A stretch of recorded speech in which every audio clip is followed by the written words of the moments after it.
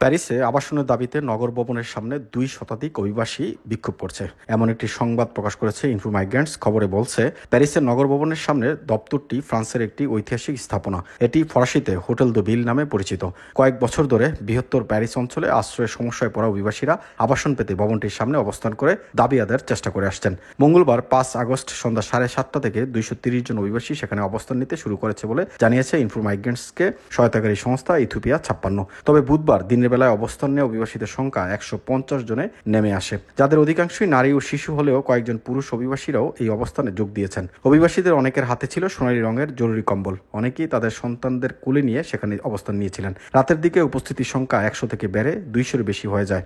Ethiopia 56-এর Paris শাখার সমন্বয়কারী Nathan লেকু জানান, মঙ্গলবার রাত পর্যন্ত আমরা 230 জনকে গণনা করেছি, যাদের মধ্যে প্রায় অর্ধেকই শিশু। এর মধ্যে 30 জনের বেশি শিশুর বয়স 3 বছরের নিচে। তিনি আরো বলেন, এত বিপুল সংখ্যক শিশু এবং মা একসঙ্গে রাস্তায় অবস্থান করছে এমন দৃশ্য বিরল। ইথিওপিয়া 56 তথ্য অনুযায়ী গত কয়েক মাসে তাদের রাত্রিকালীন সহায়তা কেন্দ্রে থাকা সিঙ্গেল বা একক নারীর সংখ্যা ছিল 70 থেকে 90-এর মধ্যে, কিন্তু এখন সেই জায়গায় দখল করেছে পুরো পরিবার। পরিস্থিতি প্রতিদিনই পাল্টে যাচ্ছে, অনেককেই নিয়মিত রাস্তায় ফিরিয়ে দেওয়া হচ্ছে।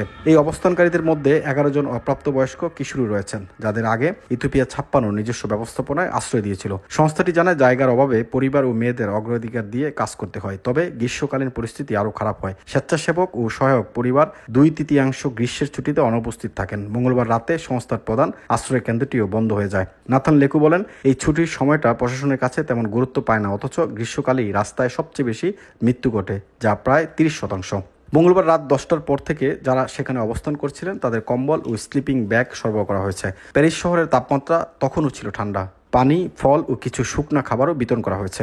পুলিশের একটি দলও ঘটনাস্থলে উপস্থিত ছিল বলে জানিয়েছে বার্তা সংস্থা এএফপি। নাথান লেকু বলেন, যতদিন পর্যন্ত এই পরিবারগুলো কোনো নিরাপদ আশ্রয় না পাবে আমরা এখানেই থাকবো। ইথিওপিয়া 56 সারা বছরই প্রতিদিন নগর ভবন বা হোটেল দো বিলের সামনে একটি জরুরি সহায়তা ডেস্ক চালায়। যাদেরকে প্রচলিত আশ্রয় কেন্দ্র থেকে ফিরিয়ে দেওয়া হয় তাদের জন্য রাতারাতি কোনো না কোনো ব্যবস্থা খুঁজে বের করা এই উদ্দেশ্যের উদ্যোগ। সংস্থাটির দাবি, গ্রীষ্মের পরিস্থিতি চরমে পৌঁছে যায়। গত এক সপ্তাহ ধরে প্রতিদিন প্রায় 200 মানুষ শিশুদের নিয়ে রাত কাটানোর জন্য নিরাপদ স্থানের সন্ধানে আসছেন।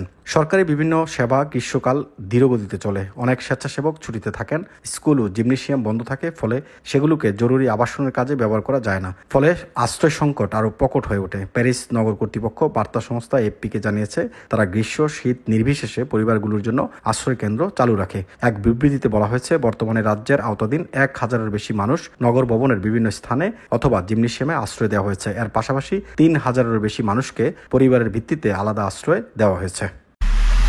এমআইবি সংবাদ ও সংবাদ সংশ্লিষ্ট অনুষ্ঠান দেখতে ভিজিট করুন www.mibtelevision.tv ও facebook.com/mibtelevision.tv এবং সাবস্ক্রাইব করুন youtube.com/mibtelevision এ।